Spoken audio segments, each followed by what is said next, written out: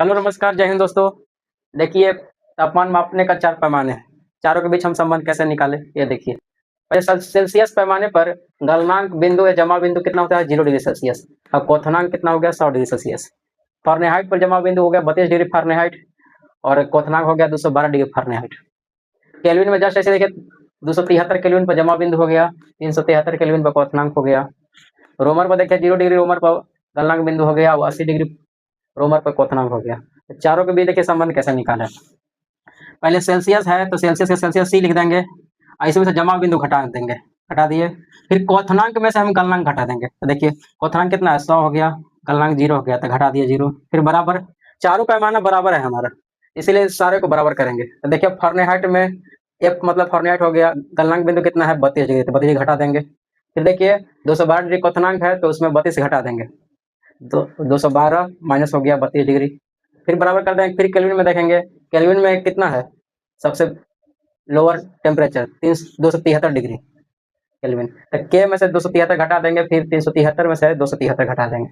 फिर रोमर में भी जस्ट ऐसे ही कर देंगे कि आर रोमर और जमा बिंदु घटा दिए और 80 में से यह घटा दिए। अब देखिए दोस्तों, सेल्सियस में से 0 घटाएंगे तो उतना ही वैल्यू होगा, 100 में 0 घटाएंगे तो उतना ही होगा, तो सी बटा 100 लिख दिया। फिर देखिए बी एफ माइनस 32 से 10 लिख देंगे, 212 में से 32 घट गया तो 180 हो गया। फिर इसको 10 लिख देंगे, 373 में से 273 घटा दे 100 बच गया। फिर रोमन देखिए 0 घटा दे आर का आर रहेगा और 100 80 में से 0 गया तो 80 हो गया। तो इस प्रकार ये संबंध निकल गया। अब ये चारों संबंध को हम पारा-पारी लेकर के इसको हल करते हैं। देखिए दोस्तों, फिर क्या करेंगे? पारा-पारी हम चारों के बीच संबंध स्थापित करेंगे। हम ले रहे हैं सेल्सियस और फ़ारेनहाइट को ले रहे हैं।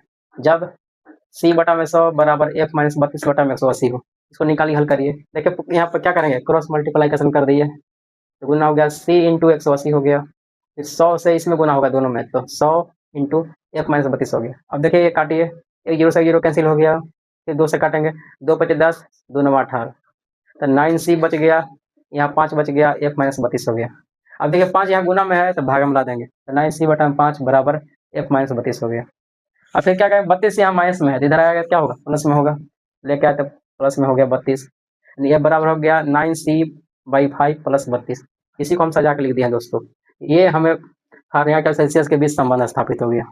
अब इसी पर हम एग्जाम्पल समझेंगे। जैसे 100 कोई कहेगा आपको कि 37 डिग्री सेल्सियस को फ़ारेनहाइट में बदलिए, तो क्या करेंगे हम?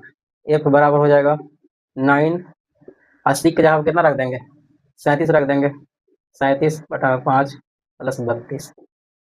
अब दोस्तों इसको गुना करिए, 9 से 63 के 3 हासिल 6 हो गया, 9 27 27 और 6 33 प्लस 32, यहाँ 5 के 5 रह जाएगा। अब इसको भाग देंगे, 5 से कितना बार में कटेगा? 5 छक 30, फिर 5 छक 30, फिर 3 0, 5 छक 30, 6 बार में हो जाएगा प्लस 32। अब इसको जोड़ देंगे, देखिए 6 और 2 कितना हो जाएगा? 8 हो गया, और 6 3 9.6। इतना डिग्री फ़ारेनहाइट आ गया। मतलब कि 37 डिग्री सेल्सियस को हम बदलेंगे फ़ारेनहाइट में तो 98.6 डिग्री फ़ारेनहाइट आंसर होगा।